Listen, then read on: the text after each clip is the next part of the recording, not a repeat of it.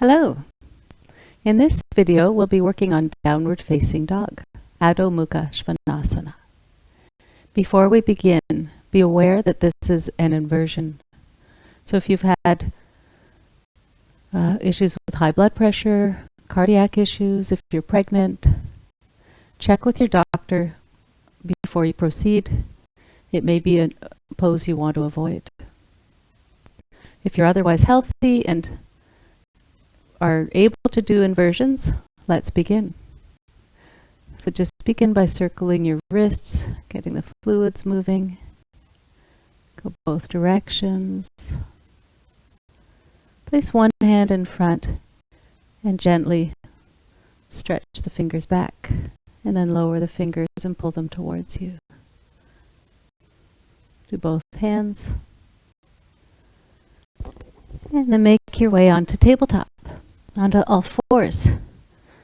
Beware that in downward facing dog, you don't want your back rounded, and nor do you want it arched. You want a nice neutral spine, nice flat back. And then imagine that when you're in downward facing dog, you can draw your shoulders back away from your ears. That's what we're aiming for. Downward facing dog is about lengthening the spine.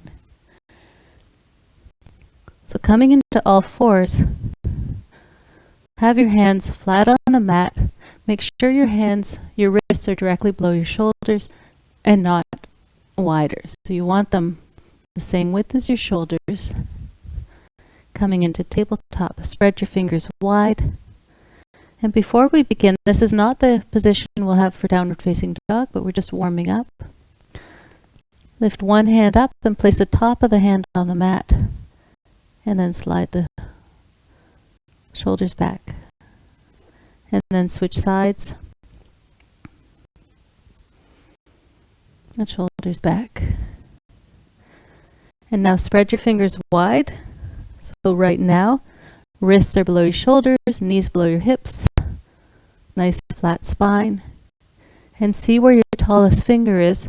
And walk your hand forward one hand length, so about 6 inches in front. So now your wrists are in front of your shoulders, approximately 6 inches or so forward. Spread your fingers wide.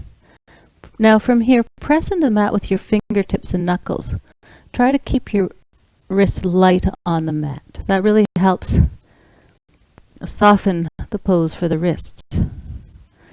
And having your toes tucked, just practice drawing your hips back. Think of that nice straight spine. Drawing your shoulder blades together.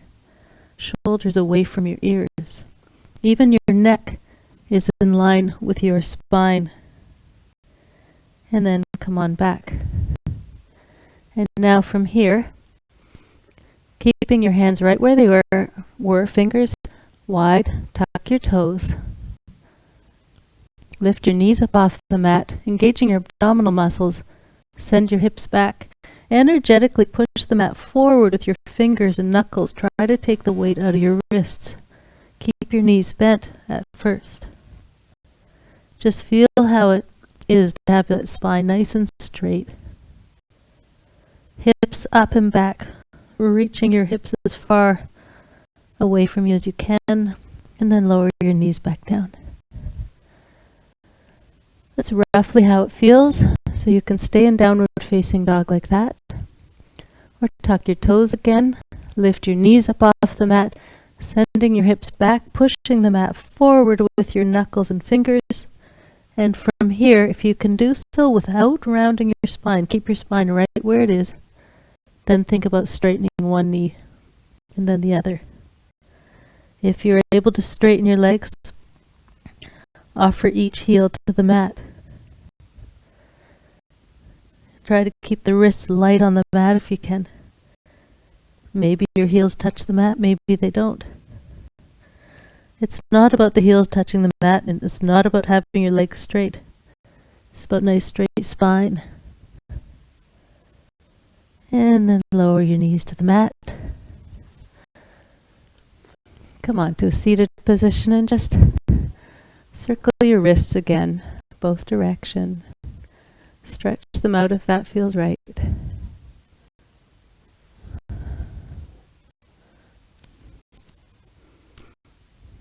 Thank you for practicing with me today. Namaste.